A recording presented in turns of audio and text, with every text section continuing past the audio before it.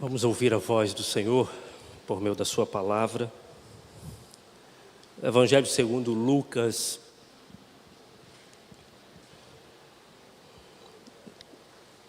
capítulo de número 8.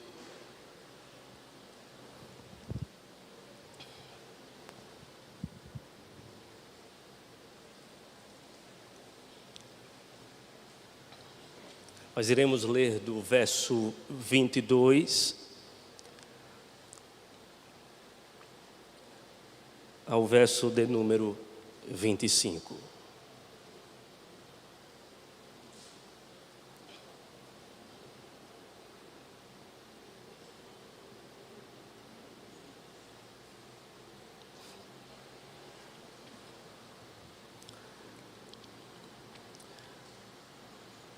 O texto sagrado diz assim: certo dia, Jesus disse aos seus discípulos: vamos para o outro lado do lago. Eles entraram num barco e partiram. Enquanto navegavam, ele adormeceu. Abateu-se sobre o lago um forte vendaval, de modo que o barco estava sendo inundado e eles corriam um grande perigo. Os discípulos foram acordá-lo, clamando: mestre, mestre, vamos morrer. Ele se levantou e repreendeu o vento e a violência das águas. Tudo se acalmou e ficou tranquilo. Onde está a sua fé? Perguntou ele aos seus discípulos. Amedrontados e admirados, eles perguntaram uns aos outros: quem é este, que até aos ventos e às águas dá ordens, e eles lhe obedecem? Quem é este?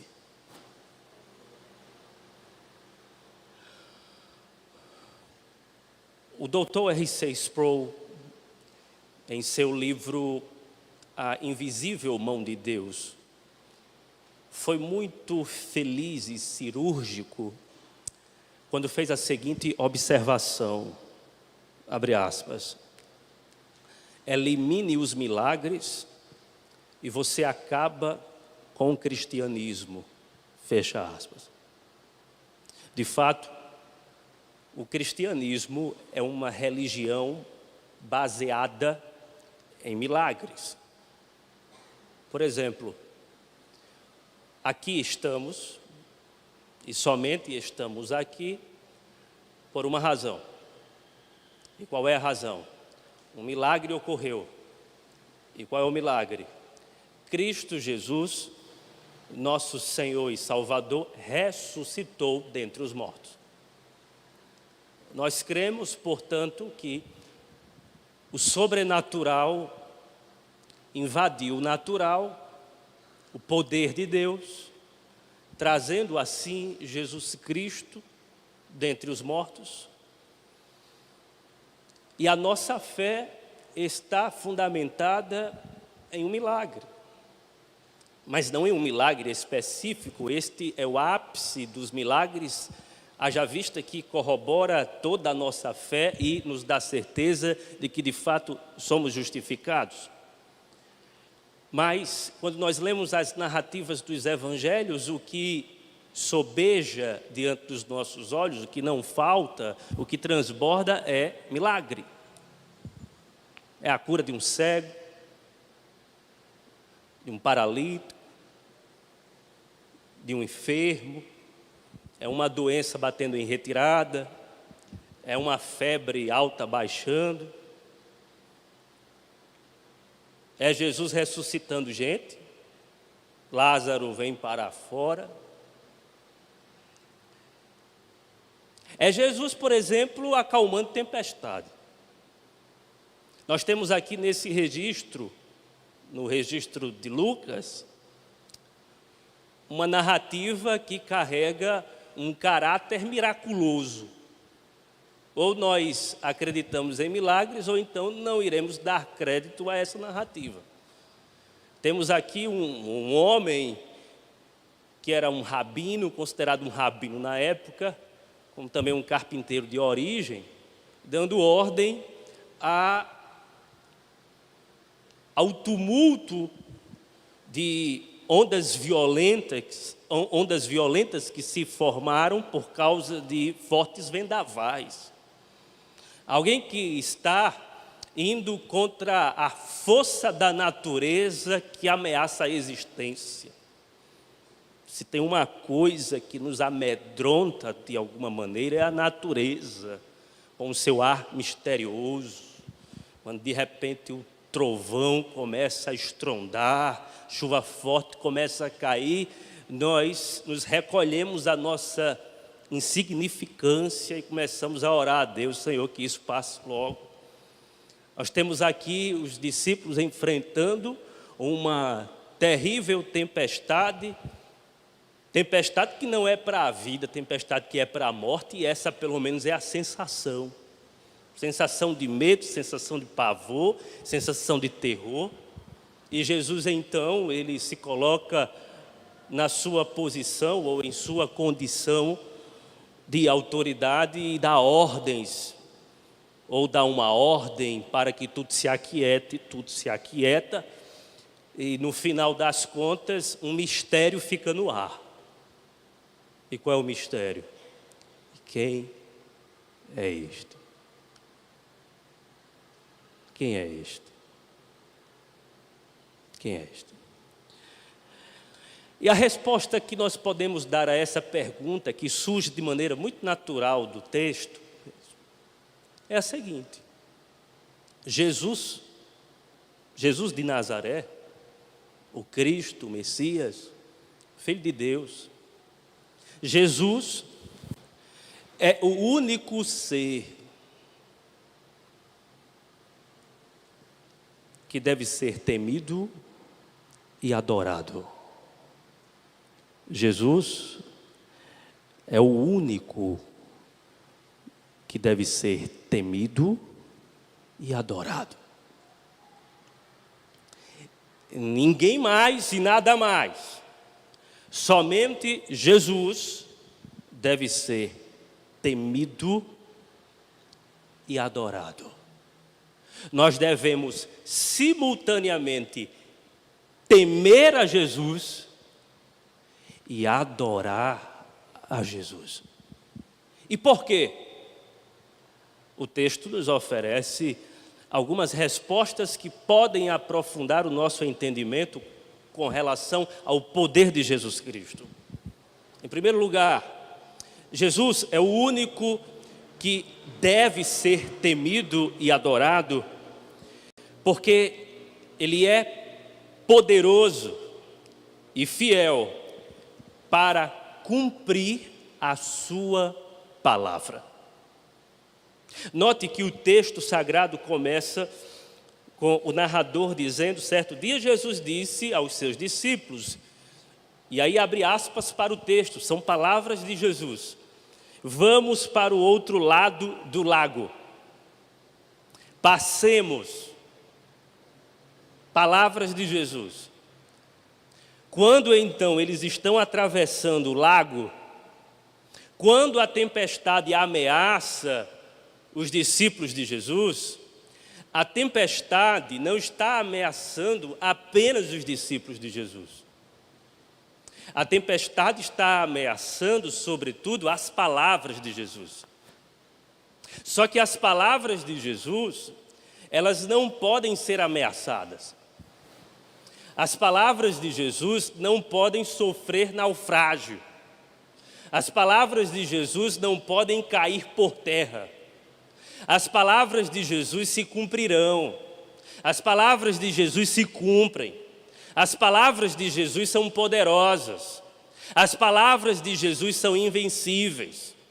As palavras de Jesus inexoravelmente alcançarão os seus propósitos. Ninguém pode contra a palavra daquele que dá ordem ao vento e ao mar, e o vento e o mar se aquietam.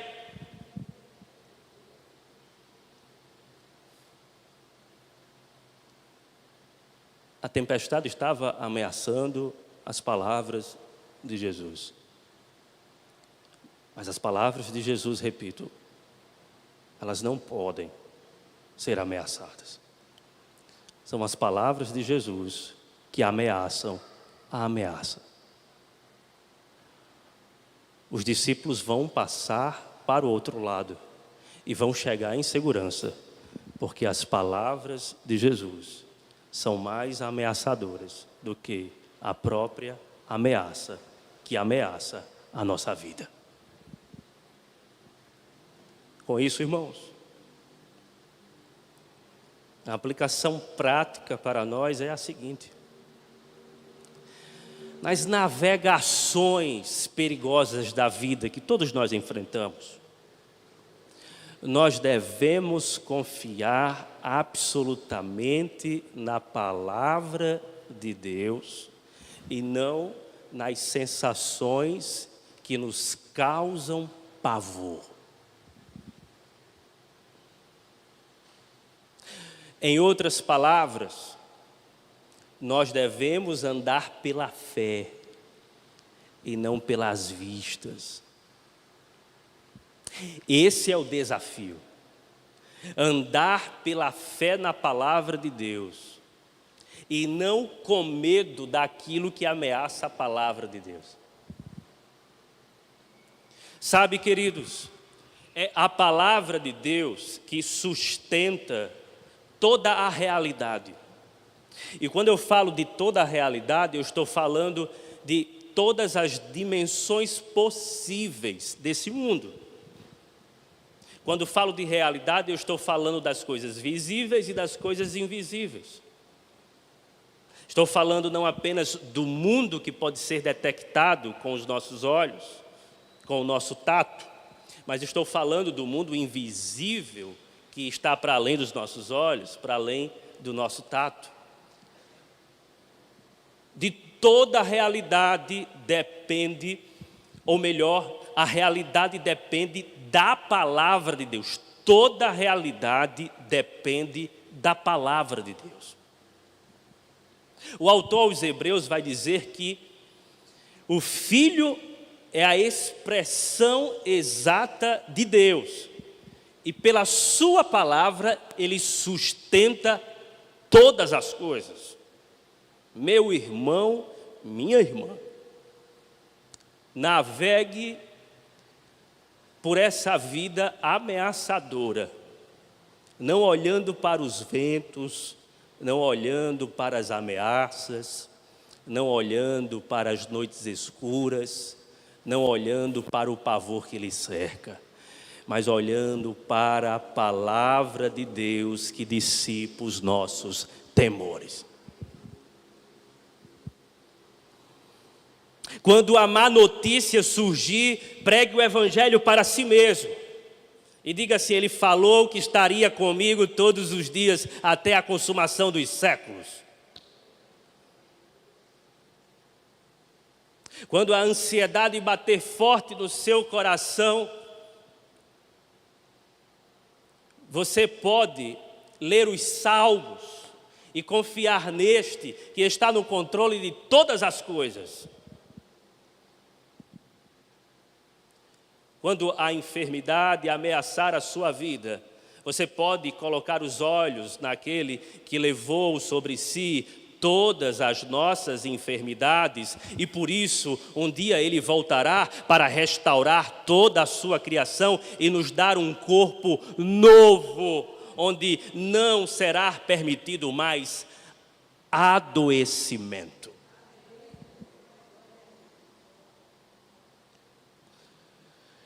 Quando a morte ameaçar a sua vida ou a vida dos seus, você pode sorrir para ela e dizer que a palavra venceu. A palavra encarnada, Jesus Cristo, que veio, habitou entre nós, morreu, mas ressuscitou ao terceiro dia. Onde está, ó morte, a sua vitória? Onde está, ó morte, o teu aguilhão? Nós podemos pegar a palavra, irmãos, não apenas podemos, mas devemos pegar a palavra de Deus e enfrentar todos os desafios desse mundo tenebroso. Nada poderá nos vencer se estivermos com esse texto. Nem o mal poderá nos abalar se estivermos firmes nessa rocha. Guarde essa palavra no seu coração e deixe o mundo pegar fogo. Olha ao redor dele e diz assim: pode desabar tudo, mas eu confio na palavra do meu Deus.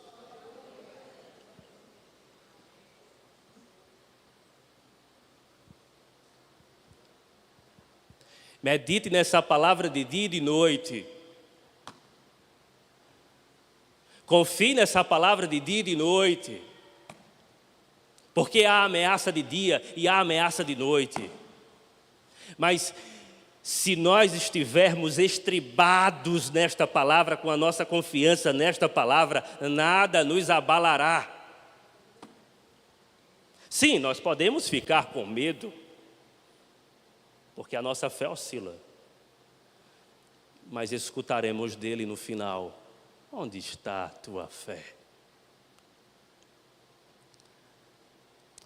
Porque Jesus deve ser temido e adorado, irmãos, em primeiro lugar, porque ele é fiel e poderoso para cumprir, sustentar a sua palavra. Em segundo lugar, porque Jesus Cristo cuida dos seus, mesmo quando os seus desconfiam do seu cuidado. Essa é uma verdade tremenda. Jesus Cristo continua cuidando dos seus, mesmo quando os seus desconfiam do seu cuidado. Quando os discípulos dizem, irmãos, em meio à tempestade, Jesus dormindo, e no versículo 24, os discípulos foram acordá-lo, clamando: mestre, mestre, não te importa, vamos morrer. Há aqui uma súplica, um clamor, uma oração sendo dirigida a Jesus. Jesus estava cansado e isso o levou a dormir. Ele é acordado e ele é acordado com uma oração. E essa oração está carregada de suspeita. E qual é a suspeita? Será que nós iremos perecer? O Senhor não está cuidando de nós? Sabe o que é bom de tudo isso, irmãos? É que, a despeito da nossa confiança lá em cima, ou lá embaixo, Ele cuida de nós. Ele cuida daqueles que confiam. E Ele cuida também daqueles que suspeitam. Ele não fica olhando apenas para aqueles que dizem assim: eu creio. Ele também olha e cuida daqueles que dizem assim: eu não estou crendo nisso. Sejamos sinceros. Se dependesse da nossa fé, irmãos, a gente já tinha naufragado.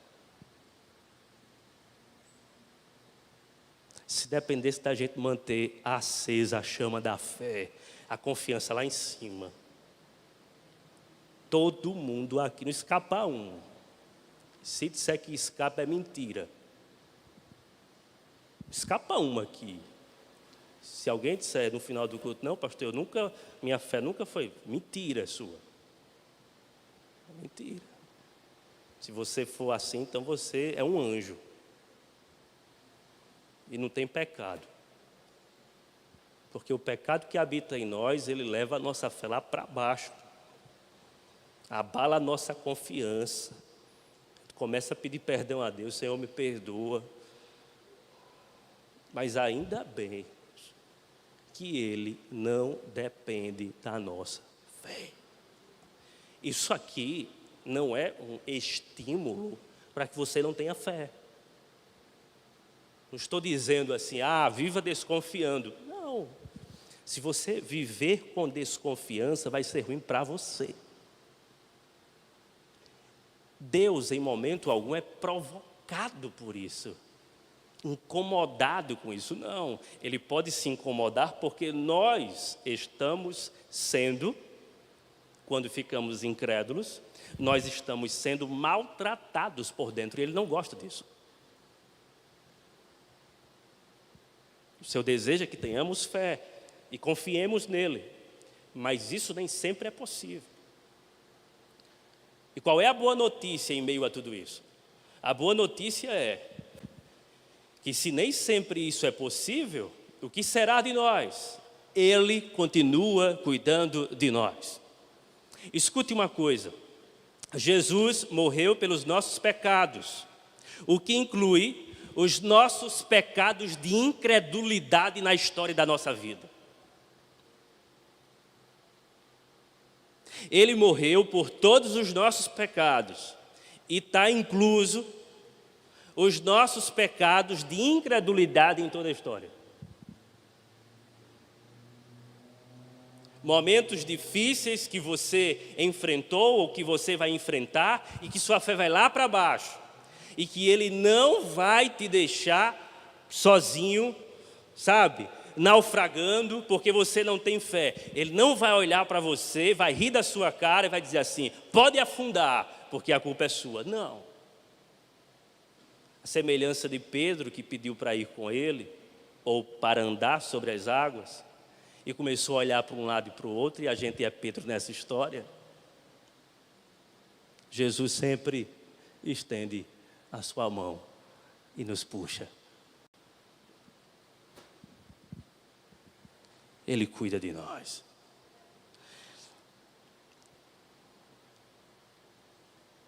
Aí, pastor, não estou crendo muito não, que o Senhor vai fazer um milagre. É ruim para você, mas que Ele faz. Pastor, acho que não tem jeito mais não. Ainda bem que não depende do seu sentimento. Porque se dependesse do seu sentimento, aí não tinha jeito mais para nada. Pastor, estou achando que vai dar tudo errado. Faz parte da história pensar que tudo vai dar errado, mas ainda bem que não depende da sua direção.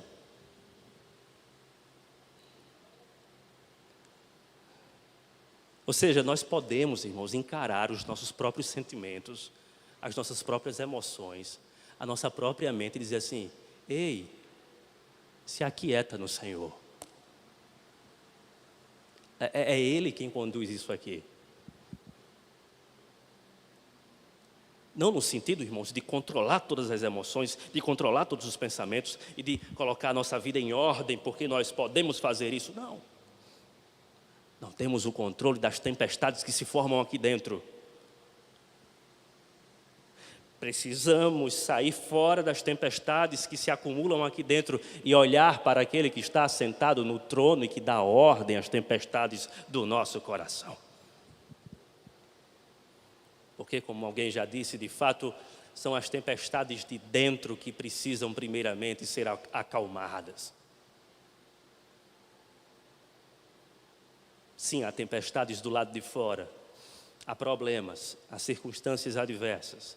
Essas precisam ser acalmadas, mas antes são as tempestades do nosso interior que precisam ser acalmadas. E o Senhor cuida de nós, mesmo quando nós, em nosso coração, estamos dizendo assim, será? Será? E se?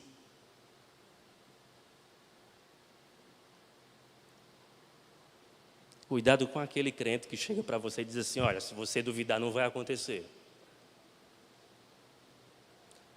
Tudo depende da sua fé. Tudo depende... Não.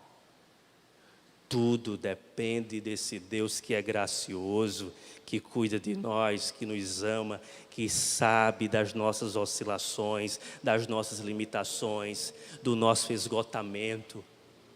E você não precisa fingir diante de Deus. Se tiver com medo, diga que está com medo. Se estiver enfrentando esse vale com tremores internos, diga: Senhor, estou com tremores internos. Senhor, não estou conseguindo encarar essa situação como eu deveria. Senhor, não estou com fé suficiente. Senhor, não estou conseguindo me agarrar na Tua palavra. Fale para o Senhor, abra o seu coração ao Senhor, porque Ele já conhece as tuas desconfianças. E nunca deixe esses crentes, que na maioria dos casos, irmãos, são influenciados por Satanás. Porque é Satanás que gosta de plantar essas coisas em nós. Depende de você, depende da sua confiança. E aí você vai se enchendo de um dever que não cabe a você. E você tem que fazer isso. E você tem que perceber. E você, se não tiver assim, você acaba sendo Deus. Você não consegue ser Deus. Você não pode ser Deus. Você não é o centro do universo. Não é com você, é com Ele.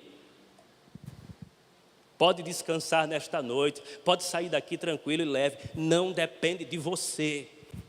Depende do Senhor que lhe ama, que conhece as suas fraquezas, que pode perguntar assim: onde está a sua fé? Mas não é para zombar da sua cara, é para fortalecer a sua espiritualidade e dizer: vale a pena confiar em mim.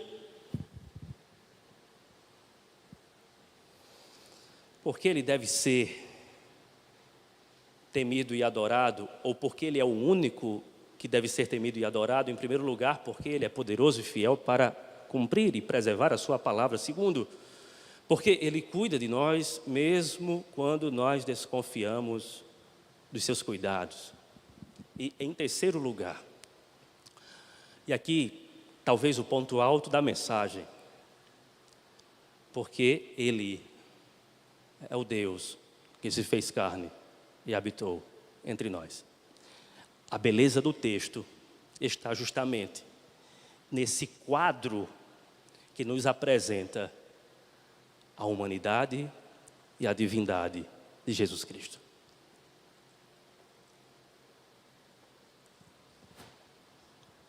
Essa narrativa capta bem a humanidade de Jesus e a divindade de Jesus. Ora, Jesus dorme.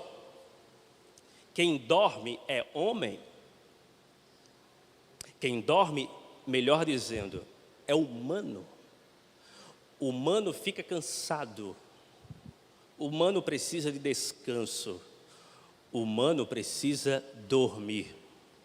Jesus adormeceu, diz o texto. Enquanto navegavam, versículo 23, ele adormeceu. Quando a tempestade violenta ameaça o barco e a tripulação, e então Jesus é acordado com a oração desesperadora dos discípulos, o que ocorre, irmãos? Ele se levantou e repreendeu o vento e a violência das águas.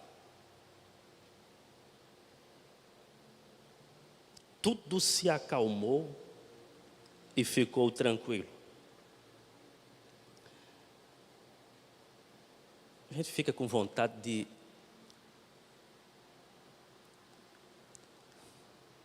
viver essa cena. Eu fico imaginando os discípulos se entreolhando depois da tempestade acalmada. Porque, irmãos, a tempestade não era assim aquela tempestade qualquer.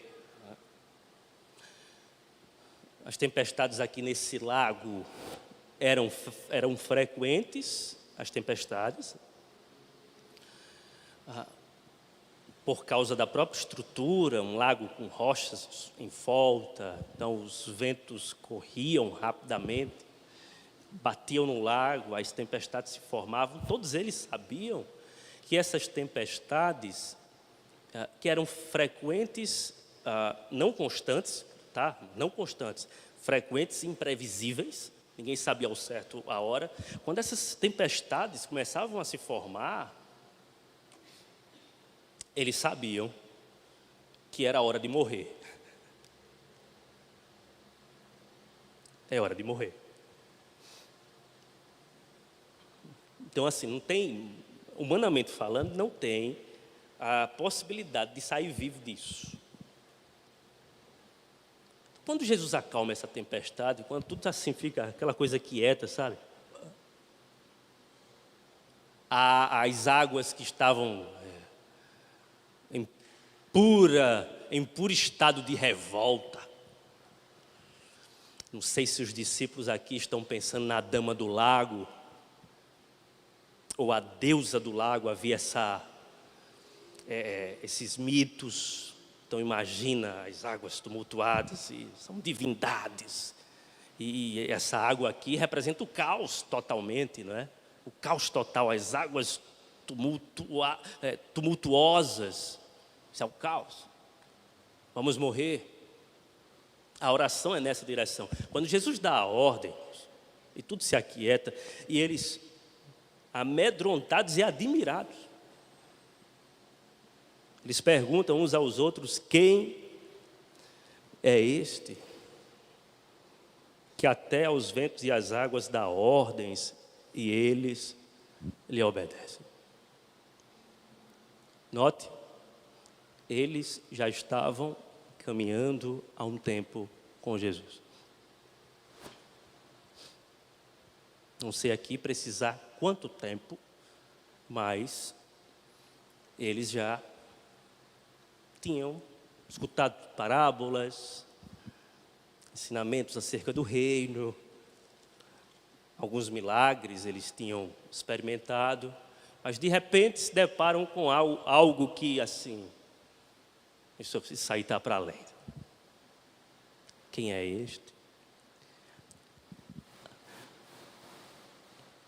E a gente imagina o cochicho. O que está acontecendo aqui? Quem é esse? Quem é este? Essa pergunta revela que não se trata de um ser humano apenas, mas sim do único que tem autoridade sobre as forças da natureza. E o único que tem autoridade sobre as forças da natureza é o Deus, Criador dos céus e da terra. Quem é este? O Criador dos céus e da terra. Mais uma vez citando Sproul, ele diz que neste momento o mar olha para o vento. Ambos conversam e um diz para o outro: quem está dando ordem é o nosso Criador. Voltemos ao nosso estado.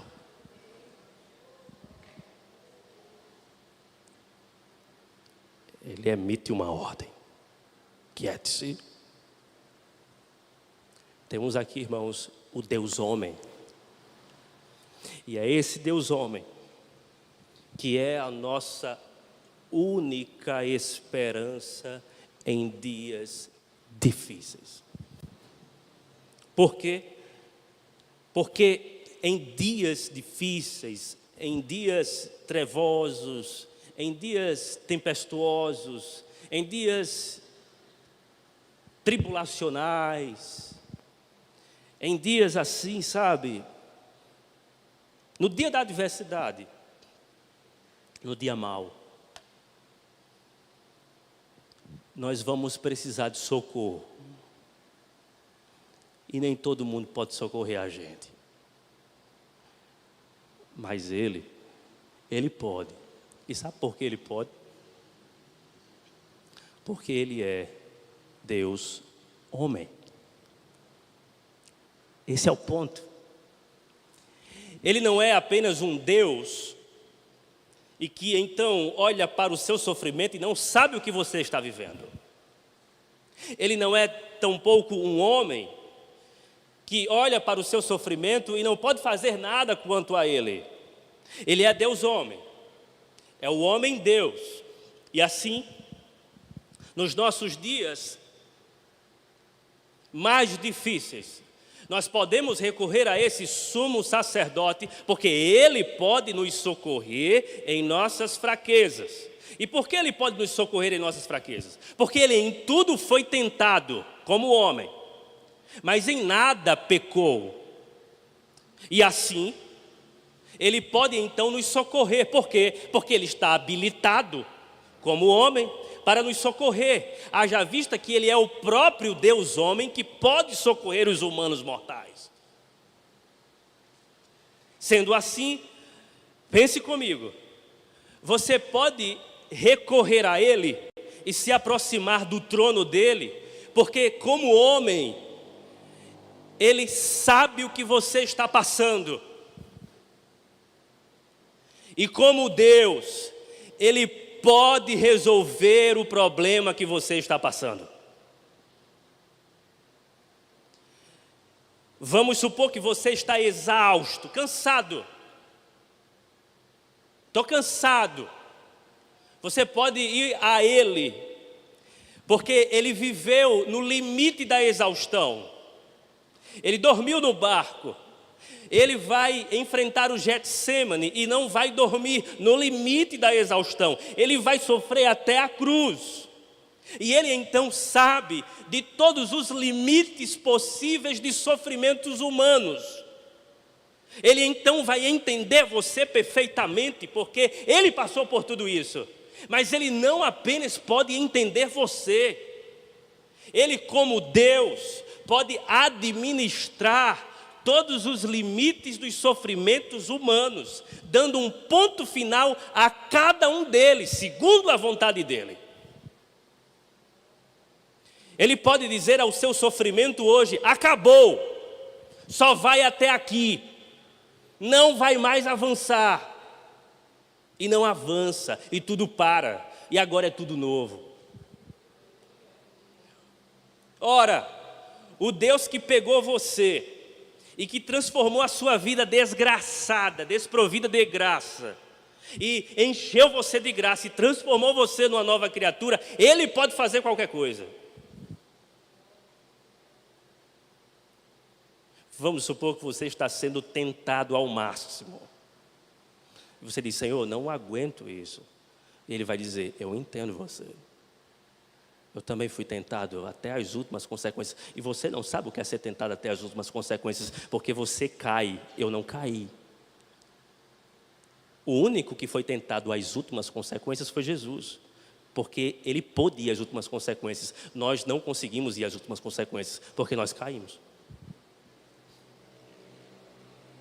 E ele vai dizer: eu entendo você, eu me compadeço de você. Mas não para por aí, irmãos. A gente não precisa de alguém que saiba nos escutar apenas. A gente precisa de alguém que pode resolver os nossos dilemas. E é Ele, Jesus Cristo, que nos entende, que é empático e que é poderoso para acalmar as tempestades sombrias de tentações que se criam no nosso coração. Ele dá ordens. Ele dá ordens à realidade. E a realidade, então, funciona do jeito que Ele determina. Ele dá ordem às realidades do teu coração. Ele dá ordem às realidades da tua mente. Ele dá ordens à realidade da tua família. Ele dá ordens dentro do teu casamento. Ele dá ordens na criação dos teus filhos. Ele dá ordens. Quando tudo está um caos, Ele dá ordens. Quando tudo está uma bagunça, Ele dá ordens. E as coisas voltam para o seu devido lugar. Você crê nisso? Você crê nisso? Crê mesmo? Quem é este? Ele é o único que deve ser temido e adorado. Jesus Cristo, Jesus de Nazaré.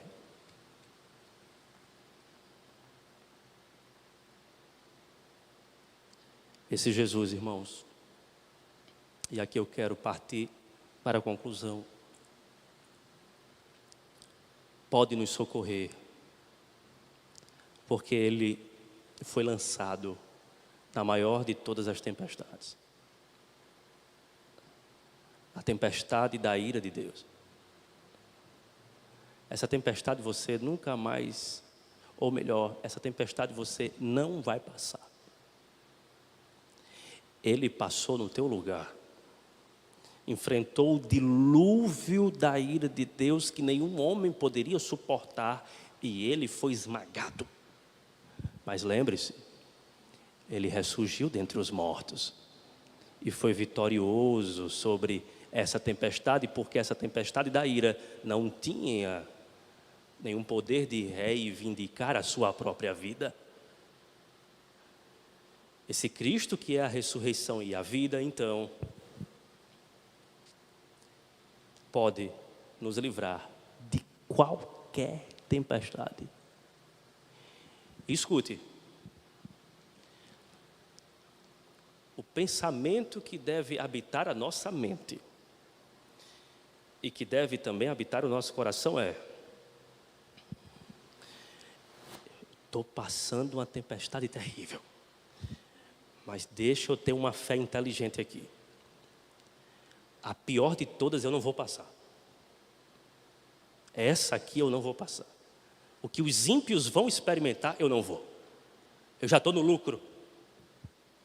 Não há condenação mais sobre a minha vida. Você está enfrentando a pior batalha da sua história, mas a pior você nunca vai enfrentar, porque Ele enfrentou em seu lugar e lhe poupou disso. Pode se dar conta, você está no lucro. Além disso, se Ele fez isso, Ele pode fazer isso. São coisas pequenas, irmãos, que para a gente são coisas grandes, mas para Ele, Ele olha de cima para baixo. Quem é este que dá ordens e o vento e o mar lhe obedecem? Fique de pé, por favor.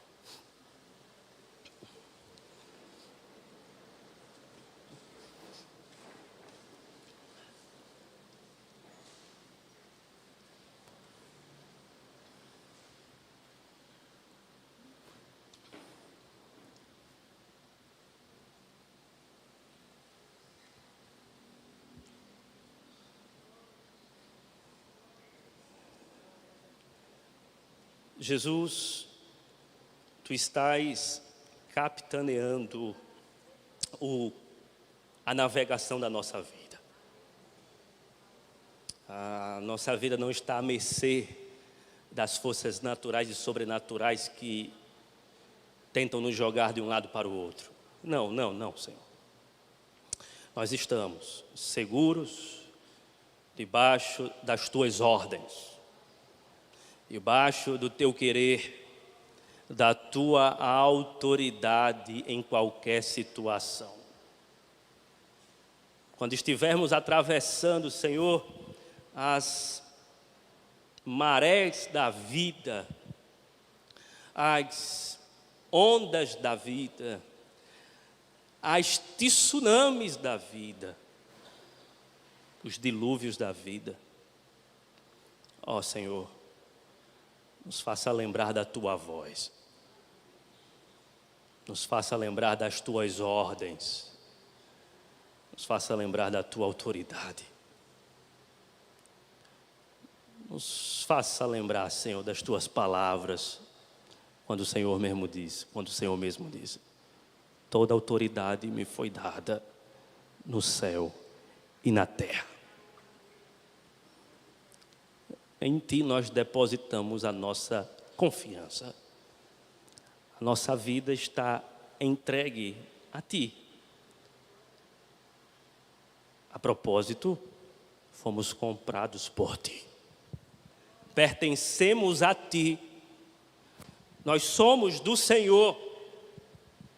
E que isso esteja bastante claro para o inimigo da nossa alma, para o mundo que nos odeia e para a carne que não deseja estar em consonância com a Tua vontade santa. Que a Tua poderosa e boa mão continue nos conduzindo, nos livrando de todo o mal, instrumentalizando a nossa existência, para que a nossa vida, Senhor, seja um troféu da Tua glória. Ó Deus, muito obrigado. Nós queremos Te agradecer pelas tempestades que passamos, pelas tempestades que estamos passando, pelas tempestades que iremos passar, porque sabemos que tudo é permissão do Senhor e que o Senhor está no controle de todas as coisas, sabendo o momento certo de colocar um ponto final em todos os sofrimentos que persistem. Se o Senhor fez isso lá atrás, o Senhor fará no dia de hoje e também fará nas adversidades que virão. Enche o nosso coração de esperança, Senhor, porque é disso que precisamos para caminhar. Recebamos a bênção, que a graça do Senhor Jesus, o amor de Deus nosso Pai e as doces consolações do Espírito repousem sobre cada um de nós, desde agora e para todos sempre. Todos dizem: Deus abençoe, queridos, uma ótima semana a todos.